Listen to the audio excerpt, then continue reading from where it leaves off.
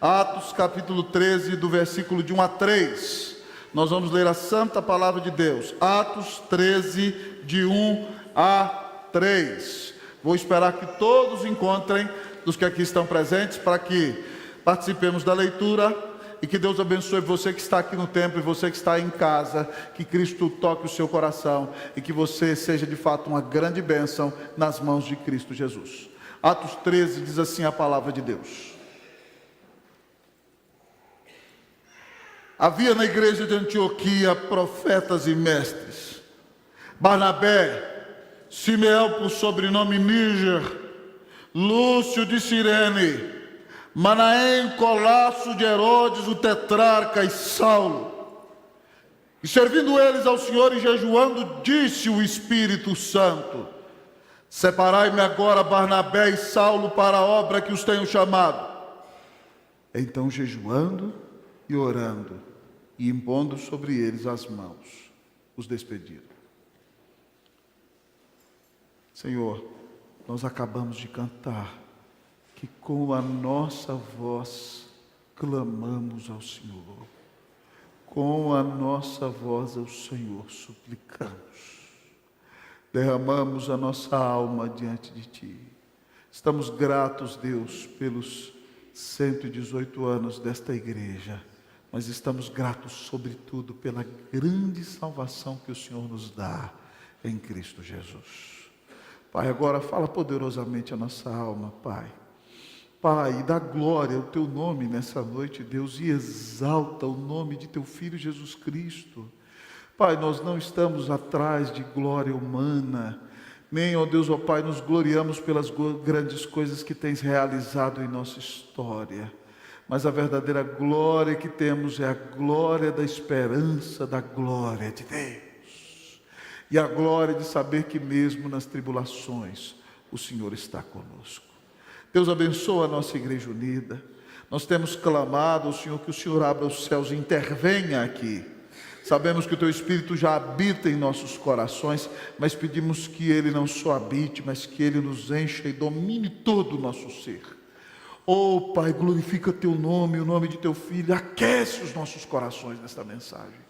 Move-nos, ó Deus, ó Pai, a sair do marasmo, a sair da frieza, a sair da leniência, tira-nos da letargia, ó Deus, ó Pai, que nós não sejamos, ó Deus, somente movimentados pela inércia, Senhor Deus, ó Pai, mas que o Senhor nos mova intencionalmente a ser um povo, a sermos cristãos, que são bênção para este tempo, para a glória e honra do nome de Jesus. Senhor, eu bato no peito e digo: ser propício a mim, pecador. Eu estou, Deus, escondido atrás do Teu Filho Jesus Cristo. Convém que Ele cresça e que Ele brilhe. Brilha a Tua glória aqui, Senhor. Nós cremos no Espírito Santo. Então, Deus, dá glória ao Teu nome, em nome de Jesus. Amém. Poder sentar, irmãos e irmãs.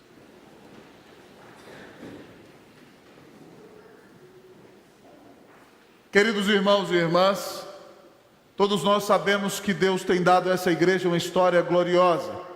Nos seus 118 anos, amados amigos e irmãos, entre igrejas filhas e netas, há mais de 50, se contarmos somente a nossa denominação, Igreja Presbiteriana.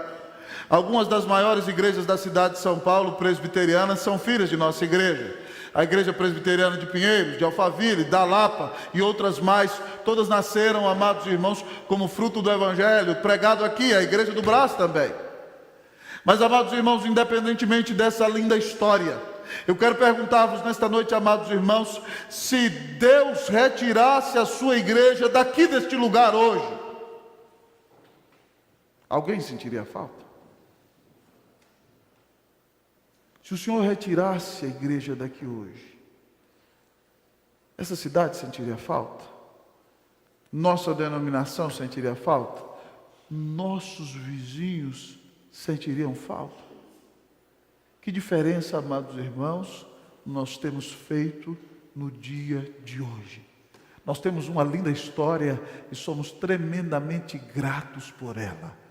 Mas de nada serve, amados irmãos, que nos jactemos somente da bela história que temos e deixemos de ser bênção hoje, para que a nossa história no futuro continue glorificando a Cristo Jesus. Que diferença, irmãos, nós temos feito? Somos nós uma igreja que abençoa as famílias aqui presentes? Somos nós uma igreja que abençoa a cidade de São Paulo? Temos sido uma igreja que abençoa esse estado, a nossa denominação, o Brasil e o mundo inteiro? Que o Senhor tenha misericórdia de nós, fazendo de nós uma igreja que abençoa o mundo. Irmãos, essa igreja do texto certamente foi uma igreja que abençoou muito o mundo antigo. A igreja de Antioquia, amados irmãos, surge de uma maneira muito especial. Ela surge de maneira diferente da maneira com que a igreja de Jerusalém surgiu. O Senhor, amados irmãos, quando ressuscitou, disse que mandaria o Espírito Santo. E o versículo-chave do livro de Atos é Atos 1,8, que diz: mas recebereis poder ao descer sobre vós o Espírito Santo, e sereis minhas testemunhas em Jerusalém, em toda a Judeia, em Samaria e até os confins da terra. Então, amados irmãos, o Espírito veio com poder sobre a igreja em Jerusalém, não só para que eles ficassem lá, mas para que eles cumprissem a missão. Mas o avivamento em Jerusalém, irmãos, foi muito abençoador, edificante, e houve um momento de graça e delícia naquela cidade. O Espírito Santo caiu, Pedro ganhou 3.000 num sermão, 2.000 em outro, depois muitíssimos sacerdotes obedeciam à fé, e havia um tempo de grande alegria, e as pessoas achavam que ali já era o céu, e ninguém queria sair de lá, amados irmãos, até que o Senhor permitiu que Estevão fosse apedrejado, e ali começa uma grande perseguição contra a igreja do Senhor Jesus. E ali então nós começamos a aprender aquilo que um dos pais da igreja Tertuliano de Cartago disse com muita propriedade, que o sangue dos mártires é a sementeira do Evangelho. O sangue dos mártires é a semente da igreja. A igreja, irmãos, quando é perseguida, quando apanha, quando é apedrejada, cresce, amados amigos e irmãos. E a igreja se espalhou, como diz a música. E quando a igreja se espalhou para todo canto que havia, providência assim por mão de Deus chegou a Antioquia. O que aconteceu, irmãos? Os irmãos que saíram fugidos de Jerusalém foram pregando, amados irmãos, por toda parte, e foram pregando em Chipre e Cirene, e chegaram em Antioquia da Síria, uma cidade muito, muito, muito importante. E até aquele momento a igreja é composta somente de judeus. Mas alguns daqueles judeus que eram de Chipre e de Cirene, chegaram em Antioquia e falaram assim: vou pregar o evangelho para esse pessoal que é gentil, não é judeu? E eu imagino, o texto não diz assim, mas talvez eles disseram: mas será que grego converte? Vamos tentar? Como é que é esse negócio? E eles resolveram pregar para os gregos, irmãos. E a gregaiada toda, irmão, começou a se converter. E só dava grego, grego se arrependendo, grego chorando, grego confessando pecado, grego vindo para Jesus. E de repente surge ali uma igrejona, amados irmãos, em Antioquia, sem pastor, sem presbítero, sem diácono, sem oficial nenhum. Só crente comum, gente como a gente, como eu e você, que começou a evangelizar, e a igreja apareceu. Sabia que você pode ser usado para ser um plantador de igreja? Não precisa nem de ordenação. É só abrir a boca e pregar o evangelho. E então, queridos irmãos e irmãs, ali há uma grande igreja, e agora eles precisam de pastor. E eu imagino que lá no conclave de Jerusalém a turma se perguntava: quem é, na reunião do presbitério, né? Quem é que a gente manda para Antioquia? Aí o pessoal: será que a gente manda Tiago? Mas Tiago, irmão de Jesus, era um judeu muito estrito, ortodoxo, e aquela igreja cheia de gregos. Se você manda um judeuzão para lá, não dá certo o negócio. Pedro até prega muito bem, mas na hora que ele é apertado, ele pula para o lado dos judeus. Então eles precisavam mandar um pastorzão, irmãos, com o coração dilatado, um homem segundo o coração de Deus, meu presbítero João. E eles mandam Barnabé, um dos maiores pastores do Novo Testamento, o homem que, quando ninguém acredita em Paulo, ele vai lá e pega Paulo e traz para perto, para junto do povo de Deus. Barnabé já tinha dado bom testemunho, vendeu uma fazenda, deu oferta todinha para a igreja, amados irmãos. Um homem desprendido, amoroso, que gosta de dar segundas, terceiras e quartas oportunidades aos outros. E Barnabé então vai para ser o pastor daquela igreja. E a Bíblia nos conta em Atos capítulo 11 que quando ele chegou ali, irmão Candinho, ele viu a graça de Deus. E ele não disse assim: que pena que não fui eu que plantei esse igrejão. Deus tinha que ter me esperado para plantar essa igreja aqui. Ele não diz assim. A Bíblia diz em Atos 11 que ele viu a graça de Deus e se alegrou. E já começou a pregar, exortando a todos que com firmeza de coração permanecessem firmes no Senhor. E fruto do pastorado de Barnabé, muita gente creu no Senhor. E a igreja explodiu de crescer, meu povo do coral. E ele viu, não dou conta sozinho. E foi lá para Tarso da Cilícia buscar aquele homem que ele tinha investido na vida dele, e já tinha 14 anos que Jesus vinha quebrando o orgulho dele e tratando aquele homem, porque ele ia ser usado mais do que ninguém, e ele precisou de 14 anos de quebrantamento, e ele veio ser pastor auxiliar de Barnabé, Saulo de Tarso. E amados irmãos, naquele ano eles pregaram para uma grande multidão, e aquela cidade foi tão convulsionada que eles começaram a ser chamados de pequenos cristos. Eles falavam tanto de Jesus que ali surgiu o nome de cristão, que significa pequeno Cristo. E essa igreja de Antioquia cresceu, irmãos, e se tornou uma igreja que fez toda a diferença, não só naquela cidade, mas no mundo inteiro, porque ela foi uma das primeiras bases das missões transculturais da antiguidade. E aqui nesse texto, então, nós encontramos essa igreja maravilhosa, que é um paradigma para o meu e para o seu coração, que é um paradigma para a tua vida e para a minha vida, que é um paradigma para a nossa igreja unida. O Senhor nos apresenta, olhando para Antioquia, a igreja que abençoa o mundo. E, amados irmãos, o grande objetivo dessa mensagem é que nossa igreja seja mais ainda uma igreja que abençoa o mundo. E para que a unida abençoe o mundo, você que é membro desta igreja precisa ter a consciência que Deus te colocou aqui para abençoar o mundo. Esse é um chamado de Deus para a sua vida. Portanto, meu irmão, fique muito atento e ouça com grande avidez essa palavra, porque o Senhor quer fazer de você um crente relevante, que é membro da igreja que abençoa o mundo. O texto nos apresenta que a igreja que abençoa o mundo, irmãos, é uma igreja capacitada.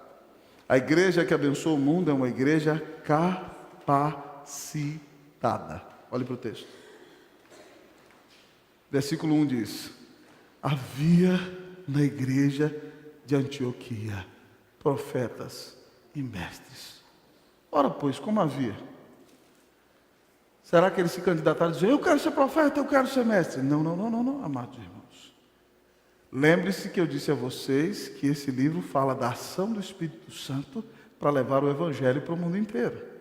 Alguns comentaristas dizem que Atos não deveria chamar-se Atos dos Apóstolos, deveria chamar-se Atos do Espírito Santo. Então, como é que apareceu, meu presbítero, esse grupo de pregadores e professores ali naquela igreja? O Espírito Santo de Deus, irmãos, que se manifestava naquele grande avivamento naquela igreja, despertou pregadores e mestres. O Senhor capacitou a igreja, por isso havia profetas e mestres. Esses profetas aqui, irmãos, são aqueles que leem a palavra, exortam o povo e pregam a palavra e o evangelho ao coração do povo. Profetas aqui eram os pregadores da igreja. E os mestres aqui, amados irmãos, a palavra profeta traz a ideia de profotós, né? É aquele que apresenta a luz, é aquele que apresenta a palavra de Deus. Mas os discipuladores aqui, os mestres, amados irmãos, são aqueles que são os professores da igreja. A palavra grega é didaskalos, de onde vem a nossa palavra didaquê, que significa ensino. Então havia pregadores abençoados ali e discipuladores, professores de Bíblia, que discipulavam pessoas, que ensinavam a verdade das Escrituras. E aquela igreja era muito capacitada e muito abençoada, porque Deus resolveu derramar sobre ela dons espirituais para a edificação do povo e para a sua bênção. Se nós queremos ser uma igreja, amados irmãos, que abençoa o mundo inteiro, nós temos que ter consciência aqui na Unida que quem nos capacita é o Senhor. Se alguém prega, não prega por sua própria capacidade ou pelo seu próprio poder, Se alguém ensina bem, não ensina bem porque é melhor do que outras pessoas, mas ensina bem porque o Senhor o capacitou. Se alguém evangeliza, evangeliza não porque é melhor do que os outros, mas porque o Senhor, além de dar-lhe o dom, lhe tem incentivado para isso. Se alguém administra bem, não administra bem porque é melhor do que os outros, mas é porque foi capacitado por Deus para fazer o que faz. Então, amados irmãos, nós temos que entender, se nós temos dons e talentos diferentes nesse corpo tão abençoado que é a Igreja Unida, foi por capacitação soberana do Espírito de Deus. E por isso, nós temos que dar a Ele toda a glória, e dele nós temos que depender para realizar a obra do Senhor.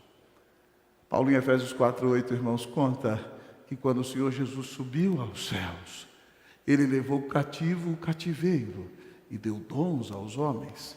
E no versículo 11, Paulo diz que Ele mesmo concedeu, falando dos dons da liderança, uns para apóstolos, é o dom dos missionários, outros para profetas, os pregadores da igreja, outros para evangelistas, os que pregam o evangelho, os que ganham almas, outros para pastores que cuidam do rebanho, e outros mestres. E aí Paulo diz que Deus fez tudo isso com vistas ao aperfeiçoamento dos santos. Deus dá dons à liderança, irmãos, para treinar vocês, para aperfeiçoar vocês. Vocês estão ouvindo pregação hoje para se capacitarem para serem uma bênção.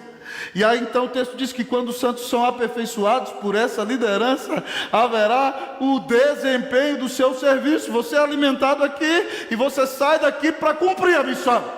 Então, quando você desempenha o seu serviço, o texto diz que acontece a edificação do corpo de Cristo. Cada um de nós trabalhando, Deus faz a igreja crescer espiritualmente, a igreja crescer no seu testemunho ético, a igreja cresce numericamente por causa da capacitação do Espírito Santo.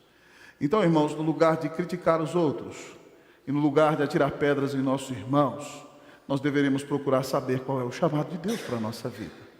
Qual foi o dom que o Senhor te deu? Muitas vezes, irmãos, a igreja sofre grandes problemas porque as pessoas olham para as outras com a ótica do seu próprio dom somente. Então, aquele que tem o dom de ensinar ou tem o dom de conhecimento é um tremendo estudioso. E encontra um irmão que está na igreja há 10, 15, 20 anos e não conhece as doutrinas profundamente, e ele fala: meu Deus, esse é um cristão medíocre. Como é que está tanto tempo na igreja e não sabe essas verdades maravilhosas? Você tem que entender que talvez Deus te deu mais dom de conhecimento que ele. O outro, amado irmão, todos nós temos a obrigação de evangelizar, mas existe o dom de evangelista. E se Deus te deu o dom de evangelista, Ele vai cobrar mais de você. Nem todos têm. Isso não significa que os crentes podem se desculpar e parar de evangelizar, porque esse é um mandato para todos nós. Mas obviamente quem tem o dom de evangelista vai ganhar mais almas, porque Deus deu a ele esse dom. Há outros, amados irmãos, que têm o dom de administração, são tremendamente organizados, e quanto eles abençoam a igreja. E quando eles veem um irmão que não tem esse dom, falam: esse é um desleixado, como é que ele faz as coisas desse jeito? Não, meu irmão, talvez é porque ele não tem o mesmo dom que você tem. Outros, amados irmãos, pregam muito bem a palavra e às vezes têm dificuldade de ouvir os irmãos que falam de maneira menos dinâmica e dizem: meu Deus, como é que essa pessoa me faz dormir desse jeito? Mas Deus, amado irmão, usa qualquer um para a glória dele, ele não precisa de você nem de mim. Então nós temos que entender que quem nos capacita é o Senhor. E se nós entendemos isso, então nós oramos, nós dependemos, nós nos consagramos e nós clamamos a Ele que nos abençoe. E toda a glória vai ser dada a Ele, em nome de Cristo Jesus. Irmãos, eu tive uma experiência muito interessante nessa área. Lá na igreja presbiteriana do Guará 2, irmãos, eu fui o único pastor daquela igreja, até quando ela tinha 400 membros. Então imagine, irmãos, a quantidade de trabalho que eu tinha, né? Muitos aconselhamentos, tinha que fazer as visitas, tinha que pregar, e nenhum ser humano, irmãos, dá conta sozinho de cuidar de 400 pessoas. E Brasília ainda tem uma cultura diferente de São Paulo, porque ela está mais próxima do interior de Goiás, então ela ainda tem aquela cultura mais da pessoa na casa um do outro, e o Guará que está em Brasília, mas tem cara de cidade do interior, funciona desse jeito. Irmãos, a gente estava ali transpirando e orando, e Deus fazendo a igreja dele crescer, mas meu coração doía porque eu não conseguia fazer tudo. E eu fui visitar uma irmã muito querida, cujo nome é Dona Iraci. E Dona Iraci, amados irmãos, teve como pastor o pastor que me batizou na infância, reverendo Gidalte Maria dos Santos. Eu fui pastor da filha dele, lá em Brasília. Reverendo Gidalt era um grande ovelheiro. O grande dom dele era esse: era estar no meio das ovelhas, cheirando as ovelhas. E ele era tanto assim que o foco dele não era tanto uma pregação expositiva, mas ele pegava a Kombi da igreja lá no interior. Eu me lembro como se fosse hoje. Ia na casa dos meus avós e pegava todo mundo da terceira idade, levava para o culto, terminava o culto, ele levava todo mundo em casa. Esse era o reverendo Gidalt, esse era o dom dele. E aí eu estou lá na Dona Iraci, fazia 3 anos que eu não fazia uma visita para ela, né? Igreja crescendo, e ela senta na mesa: ai pastor, o senhor falou do pastor Gidalt, ele era uma benção. Ele vinha aqui em casa toda semana, e ela falando, e eu falei: eu não presto para nada, Deus, que misericórdia, que coisa horrível, né? Ele estava aqui o tempo todo, ele tomava cafezinho com a gente, e ela falando, eu falei: pois é, irmã, Deus deu aquele pastor tão bom para a senhora, agora deu um pastor que não presta para nada, não é verdade? Eu já estava no fundo do poço, né? E ela virou para mim, deu um tapa na mesa. Pode parar, reverendo. O pastor Gidalt era o pastor que tinha o dom do ovelheiro, de estar todo dia com a gente. Deus deu para o senhor o dom de pregar e fazer a igreja crescer. Agradeça a Deus. Nem todo pastor tem esse dom, e Deus lhe deu esse dom. Eu voltei para o lugar assim na hora, falei: desculpa, irmã, tudo certo, beleza, vamos embora para frente. Mas se Deus dá dom para a gente, irmãos, é o Senhor que nos capacita. Então, meu irmão, não se sinta menos porque você não tem os dons que outros têm. Pelo contrário, seja fiel nos dons que Deus te deu. E entenda que se coisas boas acontecem, é por causa da ação do Espírito Santo. Que o Senhor capacite a nossa igreja para realizar a obra. Amém, meu irmão? Que o Senhor te capacite e te ajude a descobrir os teus dons. E que você saia do marasmo, que você saia da letargia, que você saia da frieza, que você saia da inércia, que você seja uma bênção em nome de Jesus, para a glória de Jesus. Amém! Oh, Senhor, faz de nós uma igreja que abençoa o mundo. A igreja que abençoa o mundo, irmãos, além de ser uma igreja capacitada, a igreja que abençoa o mundo é uma igreja unida. A igreja que abençoa o mundo é uma igreja unida. O nome da nossa igreja. Você fala para mim: espera aí, reverendo, eu sei que o senhor gosta da Unida, é o pastor da Unida, mas para que forçar o texto desse jeito? Onde é que está a Unida aqui? A Unida está aqui no versículo 1, irmãos. Vamos achar aqui? Vocês vão ler para mim o versículo 1. Eu vou começar lendo o verbo havia e vocês leem o resto do versículo. Vamos lá? Havia...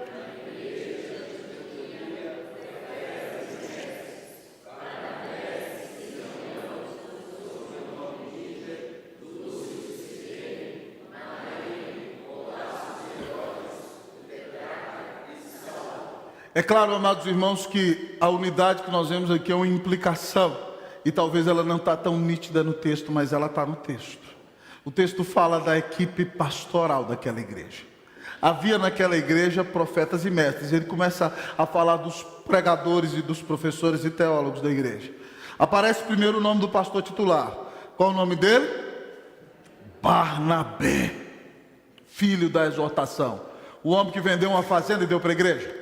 O homem que, quando todo mundo tinha medo de Paulo, deu a cara para bater, foi lá e pegou Paulo e trouxe para a igreja. O homem que foi para as missões com Paulo, isso vai acontecer aqui. Aquele homem que, quando Paulo chutou João Marcos, ele investiu na vida de João Marcos, a ponto de Paulo, no final da sua vida, reconhecer que João Marcos lhe era útil para o ministério. Barnabé, judeu, sim, firme na teologia, mas um dos corações mais amorosos das Escrituras. Ah, irmãos, que pastor era Barnabé, cheirava ovelha, era uma benção, louvado seja Deus. Mas aí de cara você já encontra alguém totalmente diferente, irmãos, e aí você vai vendo que essa igreja está unida, e como essas pessoas, amados irmãos, convivem juntas, sendo de idiosincrasias tão diferentes, de perspectivas tão diferentes. Isso é a ação do Espírito Santo. O outro pastor da igreja, presbítero ali, é Simeão, ele tem nome judaico, mas veja aí, Simeão por sobrenome? Níger. Níger, amado irmão, tem a ver com Nigéria, é a mesma coisa. Níger em latim significa negro. Simeão, irmão, era da minha família, né? Simeão, o negão, né? É isso aqui que o texto está dizendo, né? Certo? Ele era, eu imagino, irmão, Simeão no louvor. Simeão não cantava assim, no estilo europeu. Não, Simeão não. Eu imagino Simeão. Sigam, cantai. Perto está o Senhor. Ele é alegre, irmãos. Ele é africano, Ele tem nome judaico, mas ele canta de ele um templo erguei. É alguém diferente, Ele não tinha o jeitão mais tradicionalzão de Tiago, mas ele estava ali, irmãos. Eu imagino Simeão dirigindo os cânticos lá na igreja de Antioquia, pregando a palavra, dando aula. Veja bem que é alguém totalmente diferente de um judeu puro sangue. Um pastor africano, amados irmãos, à frente daquela igreja em Antioquia da Síria. Mas além, amados irmãos, de Simeão, o negro, certo? Talvez ele fosse um etíope, por isso o nome Simeão, porque os etíopes sempre admiraram os judeus desde a época da rainha de Sabá. Alguns historiadores, ninguém prova isso, mas dizem no boato que Salomão teve um filho com ela voltou para o sul, e lá na Etiópia, irmãos, muita gente tinha nome de judeu, e os etíopes vinham a Jerusalém adorar, desde a época em que a rainha de Sabá veio conversar com Salomão. Então aqui está esse homem, Simeão negro. Você fala sério. Você imagina Simeão dirigindo a igreja de Jerusalém? Não dá, não cabe. Então a igreja de Jerusalém é uma igreja diferente, a igreja de Antioquia é diferente. Mas depois deles, irmãos, Barnabé, esse pastorzão, Simeão, aquele africano alegre conduzindo a igreja, você tem o nosso irmão Lúcio. Veja bem que o nome dele é latino, certo? E ele é romano, o nome dele é Romano Lúcio, e ele é de Cirene. Cirene, irmãos, ficava no norte da África, uma região romanizada, hoje é uma região islâmica. Mas isso mostra, irmãos, que Lúcio provavelmente é um cidadão romano. Então é um homem cosmopolita. Ele é um homem, amado irmão, da nação que domina o mundo. Ele é latino. É como se Lúcio fosse um americano nos dias de hoje, amado irmão. Era um homem cosmopolita, cidadão do mundo, que tinha diversas perspectivas. Pois bem, lá está, que equipe pastoral eclética, não é verdade? Barnabé, Simeão, o africano, Lúcio, cosmopolita, certo, daquele mundo, mas tem mais gente. Aqui vem um moço que era da nobreza. Aqui diz o texto que o nome dele é Manaém, colasso de Herodes. O termo usado para colasso aqui no grego, irmão, significa irmão de leite. Então, provavelmente, irmão, certo? Herodes também tomou leite nos seios da mamãe de Manaém. E os colossos eram criados, amados irmãos, junto com os reis antigos. E eu ouvi, amados irmãos, uma historiadora numa palestra dizer algo interessante uma vez. Ela disse que o colasso era aquele criado com o rei, para que quando o rei fizesse alguma coisa errada, o futuro rei ou príncipe, o colasso levava a culpa do rei. Mas ele, ainda que levasse a culpa do rei, ele cresceu num palácio. Ele era da nobreza, alguém da fina estirpe, da mais alta classe. Veja que equipe pastoral eclética, eles convivem em unidade.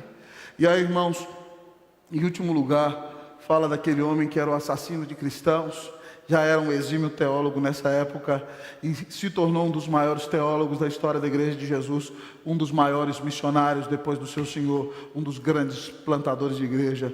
O nome dele é Saulo. Aqui, irmão, Saulo tem uma mente fervilhante. Saulo é um intelectual do mundo antigo. Saulo estudou teologia, amados irmãos, aos pés de Gamaliel, o melhor teólogo da época. Saulo conhece literatura grega e nós o veremos citar no Areópago, na Grécia, poetas como Aratos e Epimênides, irmãos. Agora, como é que você pega gente tão diferente, irmãos, e eles convivem juntos na igreja? E em paz? É porque o Espírito Santo atuou gerando unidade na vida daquele povo. Isso aqui, irmão, tem lição muito grande para o nosso coração. Sabe por quê? Porque nem todo mundo é igual a você. Nem todo mundo é igual a você. E você tem que se achar mais, se tornar mais humilde, entender que as coisas não são certas só porque você acha que elas são certas do seu jeito. Você tem que ser mais humilde. E aprender a tolerar o irmão, a ter paciência com o irmão e a amar o irmão. Eu tenho um pastor amigo meu, irmãos, muito querido, que ele tinha trazido um pastor da África para pregar em umas conferências no Brasil. Ele pode estar até me ouvindo aqui no vídeo. E ele disse que ele foi orar com um pastor africano lá no Nordeste, numa região perto da praia. E aí ele disse que o pastor africano subiu em cima lá de uma montanha e ele foi orar. E ele virou e falou assim, eles iam orar juntos, e ele disse que em 5 minutos ele já tinha falado tudo. Ele falou assim, meu assunto com Deus é rápido. Em 10 minutos eu oro. Ele disse que o africano orava 1, 2, 3, 4 horas seguidas. Ele falou, eu saí de lá e larguei aquele africano orando, porque meu negócio com Deus é rápido. Eu não tive paciência para orar tanto tempo. Irmão, nem todo mundo é igual. Alguns de nós são mais dados às coisas intelectuais e têm mais facilidade de perceber a verdade de maneira mais intelectual. Outros são mais passionais. E aquilo que lhes toca o coração mexe profundamente com suas vidas. Outros são mais diligentes, são da prática.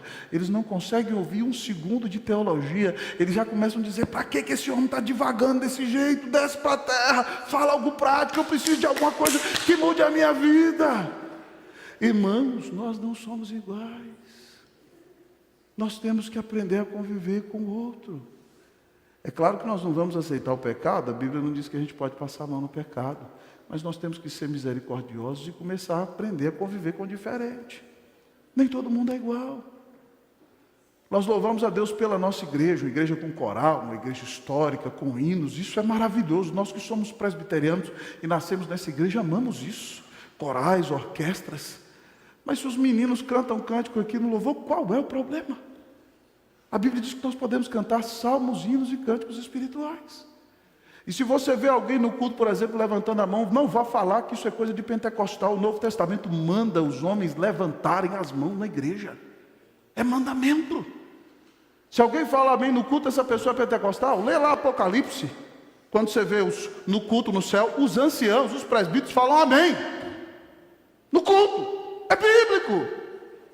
Então quem diz que só porque as coisas não são do meu jeito, elas não são certas?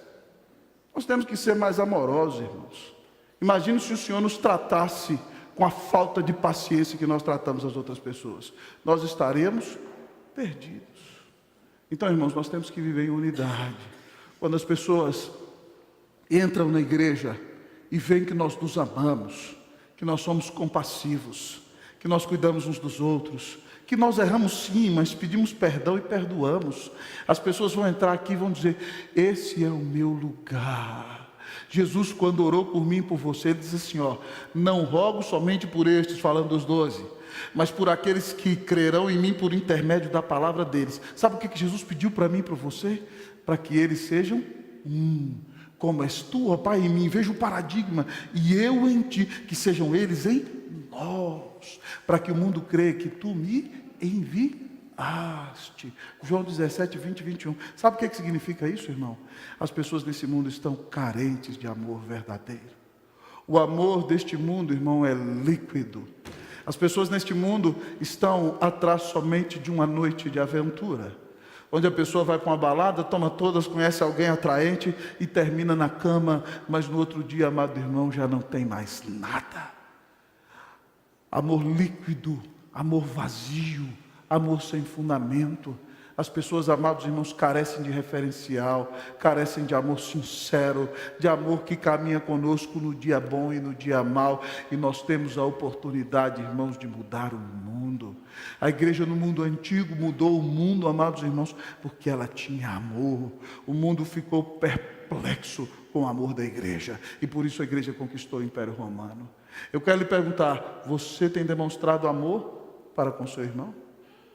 Você acha que aquela musiquinha que nossos adolescentes e crianças cantavam, eu preciso de você, quem sabe canta comigo, vamos lá? Você precisa de mim, nós precisamos de Cristo até o fim, sem cessar, sem parar, sem vacilar, sem temer. Você precisa daquele irmão. Você precisa daquele irmão mais chato da igreja. Ah, não, pastor, pelo amor de Deus. Precisa, sabe por quê? Porque ele é que testa a sua paciência. Ele que mostra quão raivoso você é, quando você precisa ser mais humilde. Então ele é um presente de Deus para você baixar a bola e orar. Quando ele vier te enfesar, você beija ele e fala assim, irmão, você é uma bênção, glória a Deus. Irmã, a senhora é maravilhosa. A senhora está aqui para eu aprender a depender de Deus e aprender o que é amor de verdade. Essa pessoa é um presente de Deus para você, para te quebrar, para te levar à presença de Jesus. Nós precisamos uns dos outros, irmãos. Então agradeça a Deus por essa pessoa e abençoe a vida dela. E aí, se ela vier bater em você, fala: "Oh, te amo, que Jesus te abençoe", dá um abraço e pai, resolve tudo. O verdadeiro amor cristão resolve todas as coisas. Que Deus faça de nós uma igreja unida, amém, irmãos?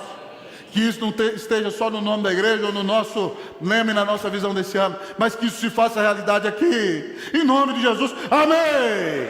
Ame o seu irmão, caminhe com ele a segunda, terceira, quarta, 20ª vida, e que Deus abençoe muito a sua vida em nome de Jesus.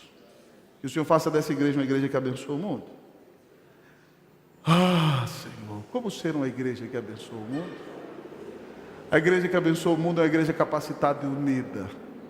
Mas a igreja que abençoa o mundo, amados irmãos, é uma igreja consagrada. A igreja que abençoa o mundo é uma igreja consagrada. Vamos para a palavra de Deus. Nós vamos ler o versículo de número 2. Eu vou ler com vocês esse versículo. Eu vou ler até o verbo servindo e vocês continuam. Vamos lá? E servindo eles ao Senhor, vocês.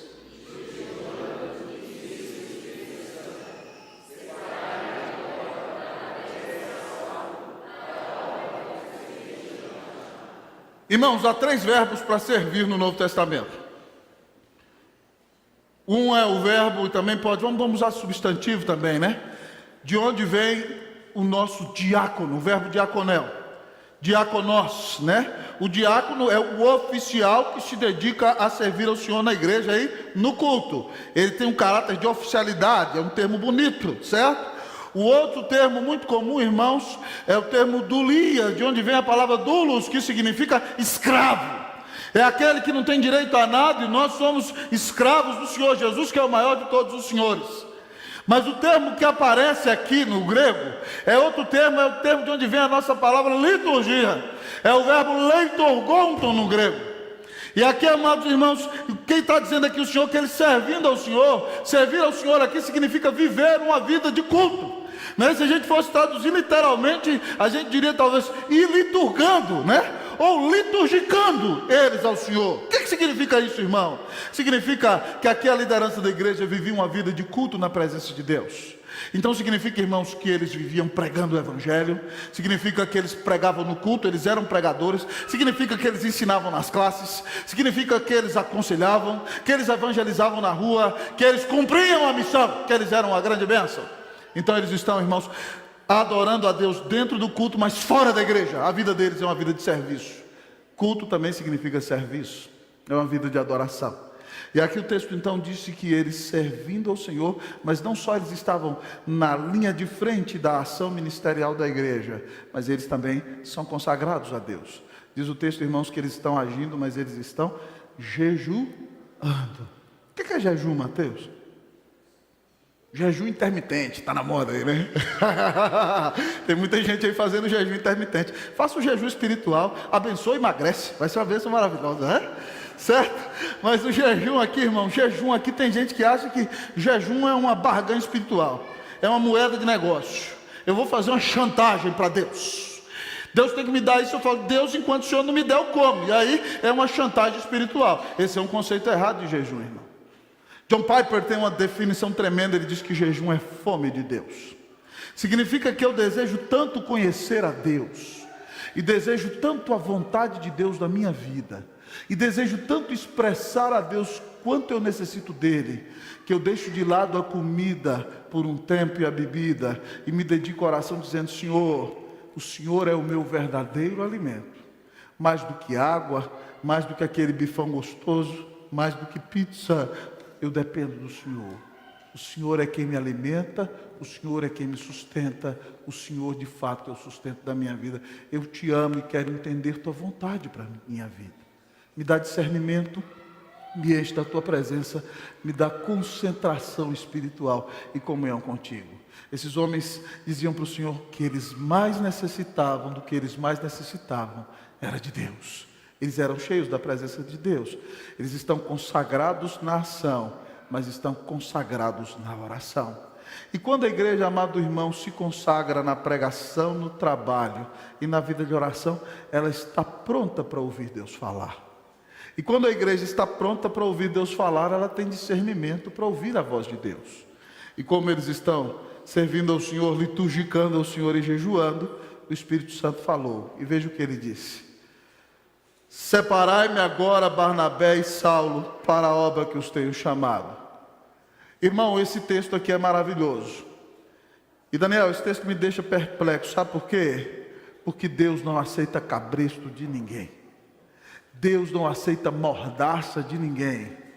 Deus não aceita arreio de ninguém. Ninguém bota estribo no Senhor. Que manda em todas as coisas é Ele. Desculpa a linguagem da roça aqui. Quem mexe com cavalo e com boi entendeu muito bem o que eu falei. Certo? Amado irmão, ninguém controla Deus. Preste atenção, em sã consciência, numa igreja em que milhares de pessoas estão crendo em Jesus, você teria coragem de tirar o pastor titular da igreja? Você fala, tá maluco, qualquer um pode sair, menos Barnabé. Ou você mexeria em Saulo, aquele orador brilhante, aquele grande teólogo, ninguém pode resistir à capacidade de argumentação daquele homem. Você tiraria esses homens da igreja?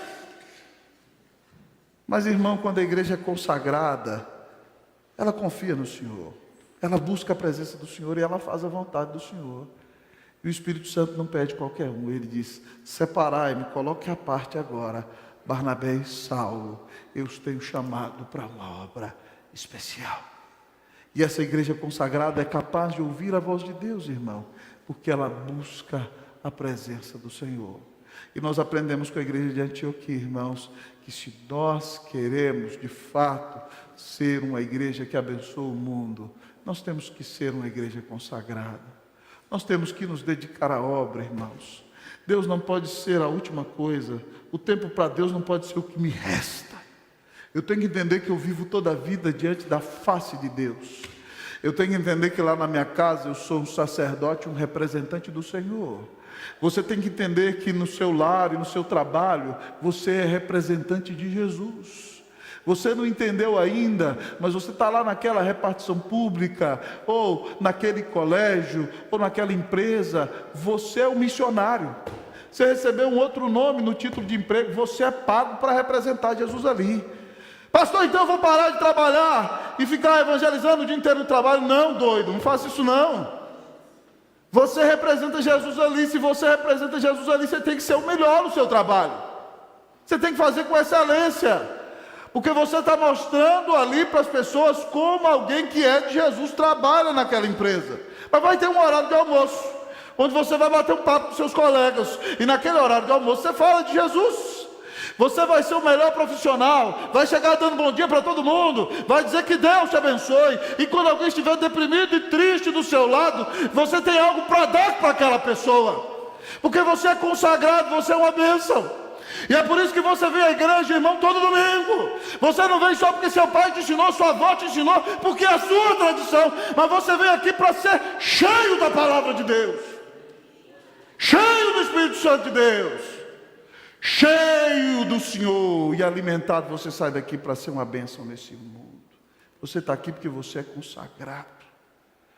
E quando você é consagrado, então você não vive mais para você. Você vive para aquele amado amigo e irmão que deu a vida na cruz por você. Você é alguém consagrado? Se Deus virasse para você, meu irmão, e dissesse: eu quero que você largue todos os seus projetos agora, e eu quero dar um novo curso para a sua vida. Você vai fazer o que eu quero e não o que você quer. O que você faria, meu irmão? Você diria: não, Deus, esse sonho meu é intocável. Ou você estaria em tanta comunhão com Deus que diria: Senhor, eu quero fazer a tua vontade na minha vida e não a minha. Nós precisamos, irmãos, ser um povo que se consagra. Como está a nossa vida de oração, meus irmãos? As pessoas que fizeram maior diferença na história da humanidade e na história da igreja foram homens e mulheres de oração.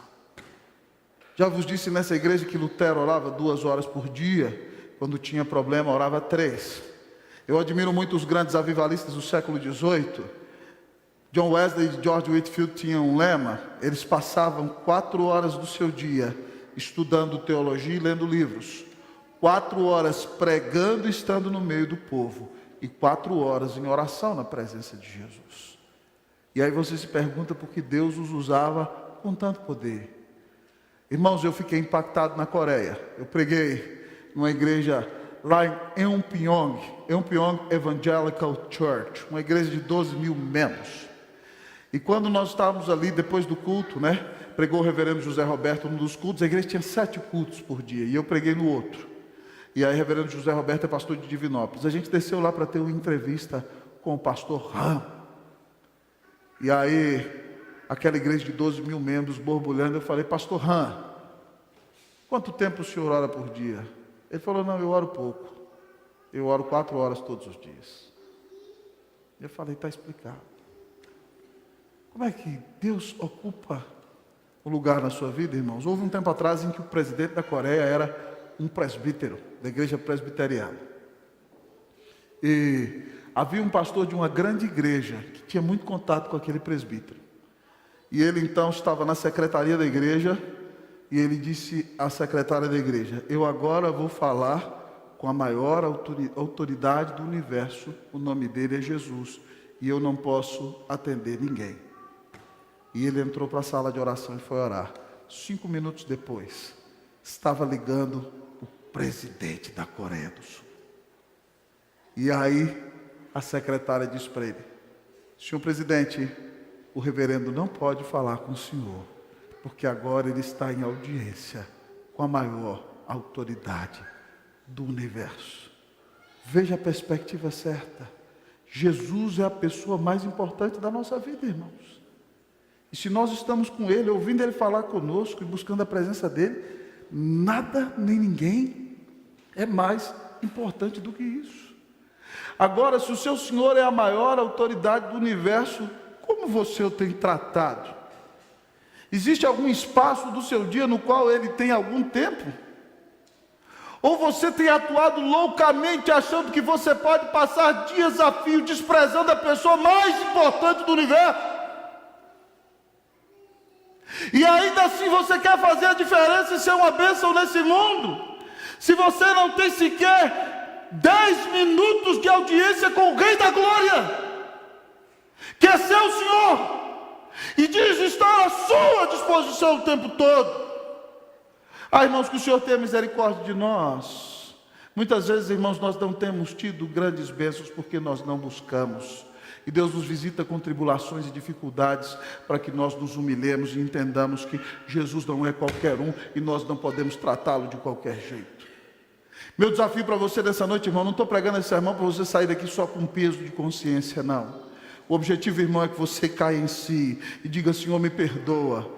Eu acho que eu sou muito bom e sei de qualquer coisa, e encho o peito e vou fazendo as coisas do meu jeito, mas eu preciso mesmo me humilhar e tomar vergonha na cara e viver na presença de Jesus e ter um relacionamento sério com o Senhor. Consagre-se ao Senhor, meu irmão. Comece a buscar o Senhor, comece a investir tempo de oração e você vai ver que a sua vida vai mudar. Comece a orar pela sua família, comece a orar pela sua mulher, comece a orar pelos seus filhos. Minha irmã, a senhora está há tanto tempo casada com esse homem e a senhora tenta mudá-lo, ele nunca muda. A senhora já experimentou orar? Aí a senhora vai orar e a senhora vai entender que não é a senhora que tem que mudar ele, é a senhora que tem que mudar de vida, né? Para ver se ele muda de atitude para a glória e honra do nome de Jesus. Irmãos, nós somos um povo de um Deus vivo. Às vezes, irmãos, eu tenho a sensação de que os crentes de hoje, eles são verdadeiros deístas na prática, sabia? O que o deísta crê? O deísta crê, como David Hume, o pai do deísmo, que Deus criou o mundo como relógio e deu corda no relógio. Crec, crec, crec, crec, crec. E aí ele deixou o relógio funcionando. Tic-tac, tic-tac, tic-tac, tic-tac, tic-tac, tic-tac. Mas agora tem um detalhe. Ele não pega mais no relógio. Ele não encosta mais no relógio. Ele não pode, amado irmão, consertar mais o relógio. O deísta diz que Deus existe, mas ele não intervém na nossa realidade. E tem muitos crentes que, se eu perguntar se eles creem, jamais, reverendo. Mas quem não lê a Bíblia, quem não ora, quem não se consagra a Deus, pode dizer que é cristão, mas é deísta na prática.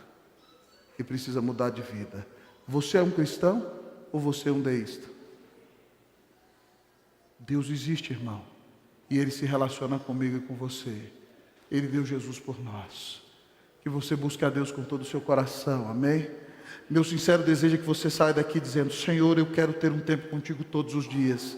De preferência, pastor, está difícil a vida corrida, levante meia hora mais cedo, não 40 minutos, certo? Em 10 você escova, faz seu asseio pessoal e fica meia hora com Jesus. Faz isso e você vai ver a diferença. Mas, amados irmãos, que Deus faça de nós essa igreja que abençoa o mundo. Você é um crente que tem abençoado o mundo? Pastor, em último lugar, qual é a última característica da igreja que abençoa o mundo? A primeira, irmãos, é que ela é uma igreja capacitada. Segundo lugar, ela é uma igreja unida. Terceiro lugar, ela é uma igreja consagrada. Mas em último lugar, irmãos, ela é uma igreja submissa. A igreja que abençoa o mundo é uma igreja submissa. Versículo de número 3, irmãos. Eu vou ler uma vez, a igreja lerá a segunda vez. Então, jejuando e orando, impondo sobre eles as mãos, os despediram. Vocês, amados irmãos, leiam o mesmo versículo.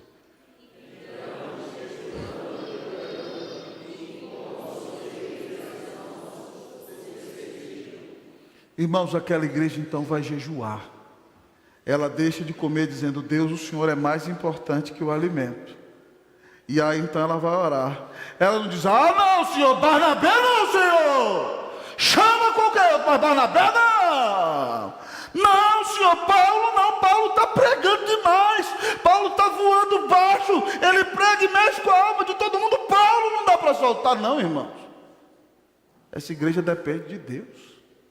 Ela sabe que os homens que têm dons e talentos são presentes de Deus para a igreja. Mas ela depende mesmo do Senhor. Então ela vai jejuar para mostrar que depende de Deus. E ela vai orar a Deus. E aí é maravilhoso que ela chama aquele pastorzão titular na frente. E chama aquele grande pregador e teólogo e evangelista Paulo. Então a igreja manda aqueles homens ajoelharem. E em sinal de aprovação reconhece um chamado missionário deles. Impõe sobre eles as mãos, irmãos. E o texto diz que eles o despediram. A expressão no grego para despedir é literalmente deixaram ir. Soltaram a corda. E a ideia da palavra despediram aqui, irmãos, não foi despedir de qualquer jeito.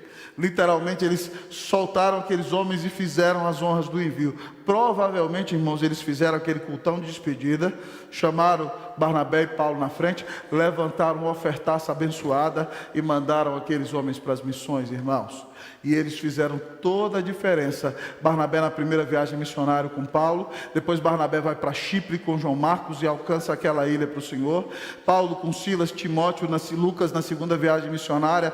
Na terceira é preso. Depois na quarta, irmãos, e aqueles homens convulsionam o mundo pregando o evangelho. E a igreja de Antioquia foi onde tudo começou, onde tudo aconteceu. E você não vê ninguém reclamando, você não vê ninguém murmurando, porque a igreja não depende de homens, a igreja depende de Deus. Eu estou lembrando aqui, olhei para o Márcio, para a Aline ali agora, para o Pedro e para a Paula, que no dia que eu fui contar para a igreja do Guará 2 que eu estava vindo para cá, foi nesse texto que eu preguei, na Assembleia. E não foi fácil, irmãos, mas a gente tem que se submeter ao que o Senhor faz. Como a igreja que não viveu tempos fáceis também de transição. Mas quando Deus dá a direção clara, irmãos, nós temos que obedecer. Irmãos, nossa vinda para cá, eu nunca contei para a igreja como foi. Mas no final desse sermão eu vou ilustrar para a gente entender que a gente tem que se submeter à vontade de Deus. Eu ainda estava eleito lá na igreja do Guará 2. No ano de 2014 eu ouvi a primeira vez essa conversa de trazer a gente para a Unida. Alguns presbíteros sabem disso. Num jantar em Campinas da Luz para o Caminho, um personagem importante da liderança da igreja virou para o reverendo Roberto e falou: reverendo Roberto, leva o negão para a Unida. E eu falei: irmão, eu estou eleito, não mexa comigo, me deixa em paz. Depois, no início do ano de 2016, alguém importante aí da cúpula da IPB soube que o meu nome estava aqui no conselho da Unida. E me ligou e falou, e essa conversa começou a borbulhar. E vocês não sabiam disso. No mês de fevereiro, antes, presbítero Cleverson, de vocês irem lá, um diácono, que era diácono do Guará 2, já não é mais, chegou na igreja no domingo de manhã, espalhando para todo mundo que eu ia embora. E eu chamei ele e dei uma tremenda dura. Falei, você é doido, rapaz? Que conversa é essa? Eu não vou sair daqui nunca, em nome de Jesus. Todo mundo dizia que eu ia jubilar lá, irmãos. Mas essa conversa rodava. E aí no mês de abril, esse negócio nos incomodando. E aí, Cleusa lá em casa, e aí, meu bem, se esse convite chegar, o que a gente faz? Eu falei, a gente está aqui, querida, é difícil, né? Mas vamos fazer o seguinte, vamos orar a Deus, né? Tentando botar dificuldade para o Espírito Santo. Que se a gente tiver que receber esse convite, que o Senhor traga alguns presbíteros de lá para vir a Brasília conversar conosco. Está ali Cleusa que não me deixa mentir. As crianças dormindo, nós dois ajoelhamos na sala de casa e nós falamos, Senhor, nós vamos começar a entender que esse negócio é de Deus, se o Senhor trouxer os presbíteros aqui. E nós esquecemos desse negócio, irmãos. Viajamos para Caldas Novas. Ai, logo eu vou ter férias de novo. Aguinha quente, deliciosa. Quando eu chego lá, tenho a honra de receber um telefonema do meu distinto vice-presidente do conselho, dizendo que 2 presbíteros aqui de São Paulo queriam conversar comigo, me convidando para jantar no Abrate, no Parque Shopping. Vai lá, é muito bom. E aí eles me contaram a realidade da igreja, falaram para mim que o meu nome era um dos nomes. E nós conversamos muita coisa, e eles usaram a expressão de que a Unida precisava de alguém com um chamado de revitalização de igreja. Presbítero Herrera, presbítero Cleverson. E aquela expressão fechou meu coração. Eu não tinha agenda para vir pregar aqui, irmãos, e falei, não vai dar certo e tal, mas naquela noite eu não dormi, irmão, não tive paz, Deus não me deu paz. Liguei para o nosso presbítero Cleverson, falei, não, presbítero, se houver agenda, eu estou disposto a pregar lá. Ele entrando no avião, estava viajando, eu não tinha paz, mas nós começamos a orar, e entre agenda, não agenda, um amigo que é presbítero do Sino do Maranhão, estava aqui hoje de manhã, amigo também do presbítero Herrera, né? Resolveu permitir, me deu uma dura, você está furando mão do compromisso comigo? Eu falei, não, se você disser que eu prego aí, eu prego. Mas ele falou assim, não, eu acho que Deus está lhe mandando lá, vá pregar na Unida. E nós viemos aqui no dia 25 de setembro de 2016. E depois daquele domingo, irmãos, o conselho, terminando o culto, por meio do vice-presidente, disse, pastor, nós queremos o senhor. E nós queremos que o senhor nos dê uma resposta certa e sem voltar atrás, né? Por causa de outras lutas que a igreja já tinha passado. E eu falei, irmão, eu preciso de um convite escrito, e eu não posso responder assim, eu preciso de pelo menos 3 semanas para responder e orar. Irmãos, eu voltei para casa, e aí eu coloquei algumas provas para Deus. Nós conversamos com o conselho aqui, falei, irmãos, eu não posso vir esse ano, eu sou pastor eleito, eu estou há 9 anos no Guará, a gente tem um relacionamento muito bom, se eu sair, dar uma quebrada assim, não tem jeito. E o conselho falou assim, pastor, a gente espera o senhor. Segunda prova que eu coloquei, por terra. Aí depois, irmãos, eu voltei para Brasília, e a igreja do Guará 2, irmãos, vinha crescendo a partir de 2012, numa média de 15, 20 mil reais no orçamento todo ano. Em 2014 nós fizemos um orçamento com projeção de 20 mil a mais. A gente adotava missionário, ia encarando, a igreja crescendo muito.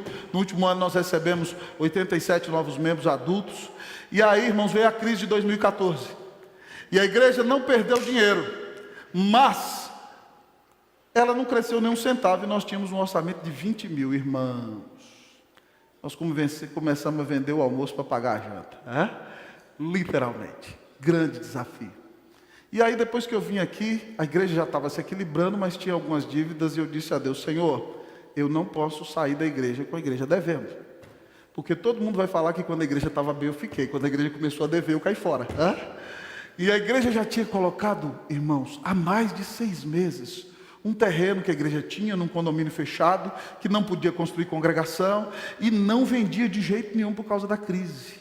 Então eu disse a Deus o seguinte, falei, Senhor, para eu ir embora daqui, depois que eles me fizerem o convite formal, Senhor, eu vou ter que, esse terreno vai ter que ser vendido em 3 semanas, porque se ele não for vendido eu não aceito, porque o povo vai dizer que eu saí daqui porque a igreja estava devendo.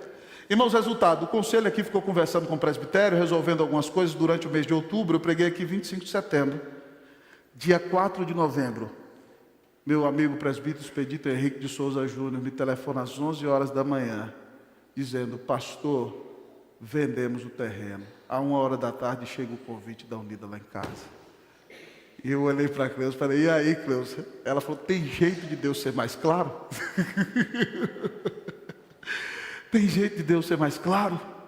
No dia do convite formal, o terreno foi vendido, irmãos. Uma semana a igreja estava sobrando dinheiro, né? Uma bênção maravilhosa, pagamos todo mundo, né? Tínhamos passado o tempo de luta. Eu falei, Senhor, mas Tu és maravilhoso. E eu pedi ao conselho para vir aqui e expus ao conselho a nossa visão de ministério. E eu achei que o conselho não ia concordar. E qual não foi a minha surpresa? Que o conselho disse, pastor, Deus está chamando o senhor para cá. Irmãos, nós viemos com a consciência de que o Senhor nos chamou. E quando Deus chama, Ele chama com clareza. E a igreja lá, graças a Deus, está uma bênção. Tem um pastorzão lá. Deus usou a gente para a igreja crescer. A igreja passou de uma frequência de 800 para mais de 600 pessoas. Mas quem diz que Deus depende de mim, irmão? E a igreja está lá com o pastorzão segundo o coração de Deus, homem de Deus, e Deus coloca os servos dele na hora que Ele quer, onde Ele quer. Sabe por quê? Ainda que todo mundo dissesse que eu ia ficar 25 anos lá e eu acreditasse, a igreja lá não é minha, ela é de Jesus. A igreja nenhuma é de pastor nenhum, a igreja é do pastor Jesus. Então nós precisamos aprender a nos submeter à vontade de Deus com alegria e obedecer o chamado dele para nós. O que Deus tem feito com você? Para onde Deus tem te mandado? O Senhor tem te surpreendido com alguma coisa que você não esperava? Submeta-se à vontade do Senhor. Tudo que Ele faz é o melhor. E qual não é a minha alegria, irmãos, em ver que Deus tem nos abençoado com graça, e Deus está nos conduzindo nessa igreja, e Ele está fazendo coisas que nós nem esperávamos aqui. Aí estamos lá no Supremo Concílio, prego o presidente da igreja do Iraque. E aí o camarada fala, meu presbítero João, algo, eu já preguei no texto 300 vezes, mas tem hora que Deus dá uma iluminação para cada um, né? E nem o reverendo Hernandes tinha percebido. Ele está falando, o presidente da igreja do Iraque, ele é iraquiano, presbítero, foi estudar teologia na Austrália, depois Saddam Hussein não deixou ele voltar. Ele ficou 20 anos pregando na Austrália, como pastor na igreja presbiteriana da Austrália, uma bênção. E aí ele volta para o Iraque, irmãos. Na semana em que ele voltou, ele disse que em 10 dias ele ganhou mais almas para Jesus do que em 25 anos no Iraque, na Austrália. Em 20 anos na Austrália. Então, irmão, ele fala que de repente as bombas começam a explodir ali, mas eles oram pedindo a Deus para parar de explodir bomba e as bombas param. E está acontecendo um avivamento no Iraque, centenas de pessoas estão se convertendo a Jesus ali, irmão. E aí o pastor vai e conta aquela história de quando Jesus vem se encontrar com os discípulos, depois da ressurreição, eles desanimados voltaram a pescar, Pedro com mais 6, eles tentaram pescar a noite inteira, irmãos, e não pegavam nada. E aí Jesus vira assim, lá na praia e diz, filhos, lança a rede do lado direito do barco. Eles jogaram a rede a noite inteira, irmão. E quando eles lançaram a rede, irmãos, 153 grandes peixes pularam dentro da rede e eles puxaram, irmãos, e não conseguiam carregar, e o barco quase afundou, e todo mundo entendeu que era Jesus. Pedrão pulou na água, correu atrás, e aí o presidente da igreja do Iraque falou assim, você tem que jogar a rede não aonde você acha que tem que jogar, você tem que jogar a rede onde Jesus manda. E se você jogar a rede onde Jesus manda, os peixes vão pular na sua rede. Mestre Hernandes saiu lá fora e falou assim, Rosta, eu só pensei em você. Eu falei, eu também, pastor. Nós temos que jogar a rede onde Jesus manda e os peixes vão pular na nossa rede. Vamos nos submeter à vontade dele, amém, irmãos? Que o Senhor enche a nossa rede de peixe para a glória e honra do nome de Jesus, porque nós faremos a vontade dele.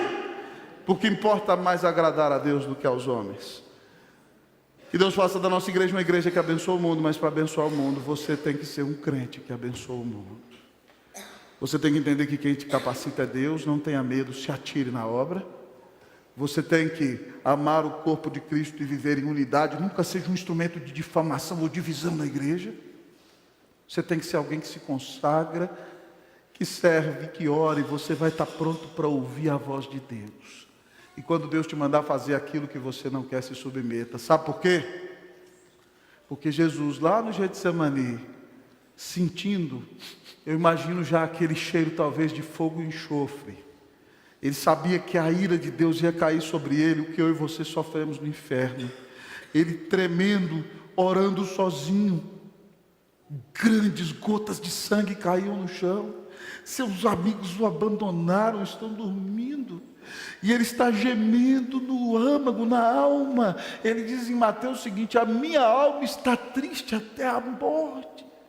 E ele diz ali, sentindo o peso da mão irada de Deus: Pai, se possível, passa de mim esse cálice. O sofrimento é muito grande, irmão. Nós não conseguimos nem dimensionar. Mas ele diz que se faça a tua vontade e não a minha. Ele se submeteu. O Pai mandou um anjo do céu para consolá-lo. E quando ele estava fortalecido, ele volta para os discípulos e diz: ainda dormis? Levantai-vos e vamos-nos, eis que o traidor se aproxima. E Jesus se atira pronto para ser traído, sacrificado. E não titubeia mais, a partir do momento em que ele se submeteu à vontade de Deus. E por causa disso, você que crê tem salvação, tem vida eterna, tem perdão, tem paz. Se você quer ser salvo, creia que Jesus Cristo é o Filho de Deus. Creia que Ele sofreu aquela ira tão terrível porque Ele ama você. Ele deu a vida na cruz no seu lugar. Ele sofreu a ira de Deus. Imagine, irmão, a voragem da ira de Deus batendo contra Ele na cruz. Imagine o peso da mão do Eterno massacrando aquela vida na cruz. Mas Ele ali obediente, porque amou você demais. Disse: Deus meu, por que me desamparaste? Disse: está consumado. E o véu do santuário se rasgou. E hoje você pode ser perdoado, reconciliado. Creia em Jesus como Filho de Deus, seu Senhor e Salvador. E você será salvo. E você será uma bênção para este mundo. Que Deus faça de nós cristãos que abençoam o mundo.